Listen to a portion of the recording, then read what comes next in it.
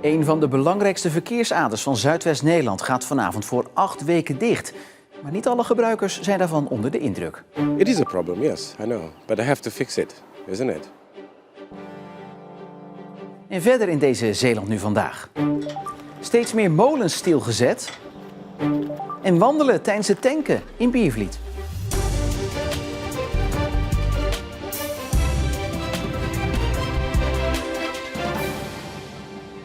Goedenavond.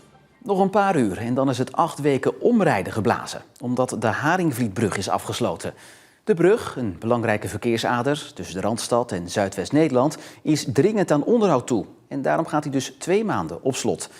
Niet alleen vervelend voor automobilisten, maar ook voor mensen die met het OV reizen over de brug. Maar de meesten laten het gelaten over zich heen komen.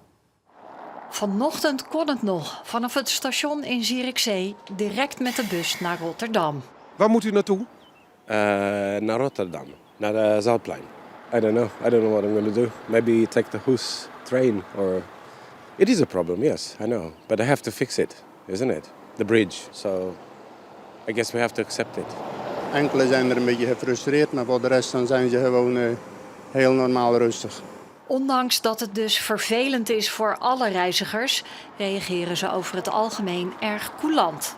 Man, alsof er ik weet niet wat gaat gebeuren. Onderhoud moet toch ook gewoon gedaan worden aan deze bruggen? We kunnen moeilijk niks doen, alles laten wegrotten. En dan als er iets gebeurt gaan lopen roepen over de staat van zo'n brug.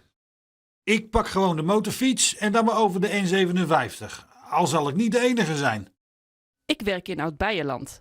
Ik ben vanaf 9 juni 8 weken vrij. Neem 4 weken zomervakantie op, 1 week onbetaald verlof en de andere 3 werk ik de uren elders terug. Ja, lekkere lange vakantie, ook een oplossing. Bij de Haringvlietbrug staat collega Erik Holm. Ja, Erik, het verkeer achter je zie ik nog langs rijden. Mensen die er nog even snel overheen gaan voor het laat is. Ja, dat komt omdat de brug eigenlijk vanavond officieel om 10:00 pas wordt afgesloten. Dus tot die tijd kunnen mensen het verkeer nog Zeeland uit, maar vooral ook Zeeland in. Want het is druk, Martijn. Heel veel mensen willen naar Zeeland om te gaan genieten van het mooie weer dit weekend. Ja, nu is er natuurlijk al de nodige kritiek gekomen op die afsluiting. Vooral over de drukte die wordt verwacht op de omleidingsroutes. En de vrees daardoor voor de onbereikbaarheid van Zuidwest-Nederland, waaronder dus Zeeland. Hoe reageert Rijkswaterstaat op die kritiek? Ja, weet je, het is altijd zo, dit soort werkzaamheden geeft altijd overlast. En in dit geval grote overlast. En Rijkswaterstaat heeft alles uit de kas getrokken, alles eraan gedaan om die werkzaamheden zo kort mogelijk te laten duren. Want ze zeggen, ja, het is eigenlijk nooit te plannen, het komt eigenlijk nooit goed uit. De aannemer heeft echt hele creatieve dingen bedacht om alles zo kort mogelijk te maken. Er worden met meerdere ploegen gewerkt. Ze zijn vanaf 1 januari al bezig in de kelder om zoveel mogelijk eruit te halen. Aan de zijwand is een gat gemaakt waardoor ze allemaal spullen uit de kelder hebben gehaald. Zoveel mogelijk om maar die 8 weken behapbaar te houden. Ja, de brug is dus afgesloten. OV-reizigers moeten dus op zoek naar alternatieven voor de komende periode. Wat zijn die alternatieven? Er zijn niet zo heel erg veel opties. Om precies te zijn 2. Je kan met de bus omrijden, moet je een paar keer overstappen en dan tot slot met de metro en dan ben je in Rotterdam. Of je neemt de trein, bijvoorbeeld vanuit Goes. Maar momenteel, de komende 2 weken, zijn ze op diverse plekken bezig aan het spoor. Dus dat betekent of de treinen rijden niet, of er worden er bussen ingezet. Dus het is eigenlijk lood om oud ijzer. Ja, een reis met horden dus. Ik kan me ook voorstellen dat die omleiding, ja, dat kost natuurlijk ook meer geld. Wat betekent dat voor de reizigers? Nou, de reisorganisatie Rovers die heeft het uitgezocht. Het kan oplopen tot zo'n €350 per maand. Ze hebben daarom ook contact gezocht met de verschillende vervoersbedrijven in Zeeland, Brabant en Zuid-Holland. En ze zijn eruit gekomen dat alle reizigers, alle OV-reizigers, kunnen in aanmerking komen voor compensatie. En die moeten ze dan aanvragen via de website. Erik Holm, dankjewel. En als alles volgens plan verloopt, dan kan het verkeer op 4 augustus weer over de Haringvlietbrug.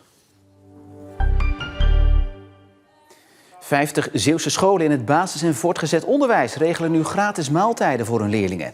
Vorig jaar deden nog maar enkele scholen mee aan het Rijksprogramma. Dat is nu dus fors gegroeid. De gratis maaltijden moeten onder meer voorkomen dat kinderen zonder ontbijt in de maag naar school komen. Scholen kunnen zich sinds eind maart aanmelden voor het Rijksprogramma. Scholen komen in aanmerking als tenminste 30% van de leerlingen uit een gezin komt met een relatief laag inkomen. Het nieuwe dagelijks bestuur van het waterschap is benoemd. De 5 bestuursleden zijn Marianne Poisinier van de BBB, Marien Westraten van de Partij voor Zeeland, Gert van Kralingen van de SGP, Carla Michielsen van het CDA en tot slot Wim van Gorsel, die niet aan een partij is verbonden. De 5 gaan nu aan de slag met het opstellen van een bestuursakkoord in samenspraak met de overige partijen in het waterschap. In dat akkoord komen de plannen voor de komende jaren te staan. Langs de N61 bij Biervliet heeft familiebedrijf en uienhandel Goud een snellaadstation voor elektrische auto's geopend. Het bedrijf slaat daarmee een nieuwe richting in. We hebben een grote familie en je wil iedereen een kans geven. En de vraag is of dat in de landbouw nog steeds mogelijk is. Andere mensen uit de landbouw die beginnen dan een minicamping. Waarom een laadstation? Toekomst. Achter het laadstation is een klein park aangelegd om de wachttijd te verzachten. De automobilist is hier in een half uur aan het laden. En je een half uur bezighouden. Wat is het nu mooier om even een wandeling te maken door het park. Dat het een stukje beleving is. Het laadstation in Biervliet is daarmee het eerste premium laadstation van Zeeuws-Vlaanderen. 4000 zonnepanelen leveren de stroom. Enkele vuilnisbakken in het centrum van Goes hebben vanaf nu een doneerring. Hier kunnen mensen hun plastic statiegeldflesjes achterlaten, zodat ze hun statiegeld doneren aan mensen die het geld wellicht goed kunnen gebruiken. De ringen moeten voorkomen dat mensen actief vuilnisbakken leeghalen op zoek naar statiegeldflesjes. De 2 ringen die vandaag zijn onthuld zijn een proef. Als het een succes wordt, komen er nog 8 bij. En na 9 maanden verbouwen is het Maritiem Museum in Vlissingen klaar voor opening. Vandaag mochten kinderen als een van de eerste het vernieuwde museum komen bekijken. Superleuk, heel leerzaam. En voor kinderen is het ook heel leuk. Het is ook interessant en je leert er wel veel van. De kinderen hadden een belangrijke taak. Ze mochten de verschillende spellen testen en hun mening daarover geven. Het gaat erover of je het bij de bekleding vindt passen. Dus zeg maar hoe de zaal eruit ziet of de audio daarbij past. Dan heb je wel gewoon een soort grote rol natuurlijk. Want dan kan je... Het is natuurlijk wel belangrijk dat je dan kijkt hoe het zit met het museum. En van het oude museum is niks meer te zien. Alles is nieuw. Dus alle ruimtes zijn opnieuw aangepakt met decors en achter me ook zie je hoe we dat gedaan hebben. We hebben het eigenlijk tot leven gebracht, want we vertellen echt een verhaal nu voor jong en oud met veel interactie. En dit weekend draait het museum proef voor mensen die een plekje hebben gereserveerd. En dinsdag gaat het open voor het grote publiek. In de provincie staan op dit moment 8 van de in totaal 76 molens stil. Reden is een landelijk rapport waaruit blijkt dat sommige monumentale molens last hebben van metaalmoeheid aan de stalen roede. Aanleiding voor veel gemeenten om hun molens verder te laten inspecteren. Met als gevolg dat de ene na de andere molen wordt stilgezet. Dit is de standaardmolen in Sint-Annaland, draaiend in de wind. Maar sinds begin mei is dit de realiteit. Dat komt omdat de routes zijn afgekeurd. Er is materiaalonderzoek geweest en de stalen routes. Het zwarte gedeelte van de wieken, dat is staal en dat is onderzocht en afgekeurd. Te veel gebreken. De lasnaden die ben het eigenlijk vermoeidheidsverschijnselen in geconstateerd. Dus er is kans op breuk. Julian de Jonge is al 20 jaar molenaar van de standaardmolen in Sint-Annaland. Maar het enige wat hij momenteel kan doen is een beetje poetsen en wat onderhoud plegen. Dat is eigenlijk gewoon een beetje mistroostig als je hier aankomt en je kan niks doen. Ja, normaal kom je hier en dan zet je de molen aan. Ook in Katzand, Hoek en Koudekerke staan de molens stil. De gemeente Tholen is tot nu toe het zwaarst getroffen. Daar staan 5 van de 6 molens stil. Die in Stavenisse, Sint-Annaland, Sint-Philipsland, Sint-Maartensdijk en Tholenstad. Als eigenaar van de gemeentelijke molens moeten we ervoor zorgen dat de veiligheid van de molenaar, voorbijgangers, maar ook die van het monument voorop staan. We vinden het erg vervelend voor onze molenaars en het publiek, maar vooralsnog kunnen we niet anders dan de molens stilzetten. Julian de Jonge heeft begrip voor de situatie, maar baalt er wel van dat hij zijn grote passie niet kan uitvoeren. Het is het spelletje met de wind, met de natuur. Om toch met elementen bezig te wezen, om zo'n machtige instrument, zo'n molen, zo'n werktuig, om dat in bedwang te hebben eigenlijk, in je macht te hebben. De molenaar hoopt dat hij de wieken weer zo snel mogelijk mag laten draaien. Ja, dat wordt natuurlijk gewoon super. Dat is de vlaggen erin en gaan. En ik praat erover verder met Mercy Kamermans. Ja, Mercy, er staan op dit moment dus 8 molens stil. Is het nou echt onveilig om die te laten draaien? Ja, het antwoord hangt denk ik een beetje af aan wie je de vraag stelt. Het is natuurlijk wel te begrijpen dat gemeenten heel voorzichtig zijn en gewoon het zekere voor het onzekere nemen. Maar bijvoorbeeld het Zeeuwse Gilde van vrijwillige molenaars, die zijn wel wat kritischer. Die zeggen, ja, het is ook wel een beetje paniekvoetbal. Die roeden die zijn gewoon met de hand gemaakt. En dan heb je wel eens een lasnaadje of een kleine afwijking. En ja, er is eigenlijk nooit een nulmeting gedaan. Dus je kunt ook niet zien of ze echt achteruit zijn gegaan. Dus zij zeggen van, ja, dat nu bij elk klein dingetje zo'n molen aan de ketting wordt gelegd, dat is nogal wat. En ze zeggen ook nog, ja, een stilstaande molen, dat is ook niet goed. Want je hebt bijvoorbeeld de houtworm of de boktor.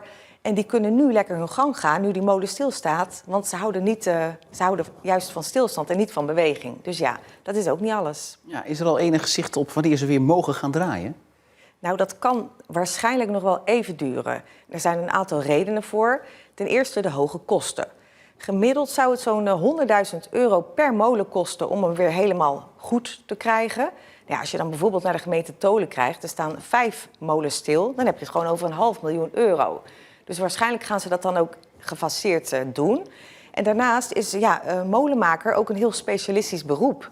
Dat kan niet iedereen zomaar. En dit probleem speelt in het hele land. Dus ja, dat kan ook wel voor een flinke wachtlijst zorgen. Ja, dus achteraan in de rij aansluiten. Ik denk het wel. Ja, Mercy, dankjewel. Het was mooi en warm zomerweer vandaag met maximaal 29 graden verder landinwaarts. Vanavond en vannacht koelt het af tot rond de 15 graden. Lekker plakken dus. Saaie dagen overigens voor weermannen en vrouwen, want heel spannend is hun werk nu even niet. Want ook de komende dagen blijft het zonnig, blauw en warm, met mogelijk ook 30 graden. Maar voor het overgrote deel van Zeeland maximaal 26 graden. En tot slot nog even dit, want Veilinghuis Korendijk in Middelburg heeft een Italiaans museum wel heel blij gemaakt. Niet doordat ze het hoogste bod hadden uitgebracht, maar omdat ze een eerder gestolen schilderij terug kunnen geven aan de eigenaar, het Italiaanse museum. Het gaat om dit werk. Ja, met een onuitspreekbare Italiaanse naam, maar vertaald in het Nederlands betekent het de eeuwige zegen. 64 jaar geleden gestolen en nu dus weer opgedoken. Mede dankzij een tip van de Italiaanse museumdirecteur die het werk voorbij zag komen in de veilingscatalogus en de politie inseinde. Hoe het werk bij het Veilinghuis terecht is gekomen en wat die Italiaanse naam nou eigenlijk is, je vindt het bij ons online in de app of op omroepzeeland.nl. Daarmee zijn we aan het einde van deze Zeeland Nu van vandaag. Nog een hele fijne avond, een goed weekend en graag tot morgen.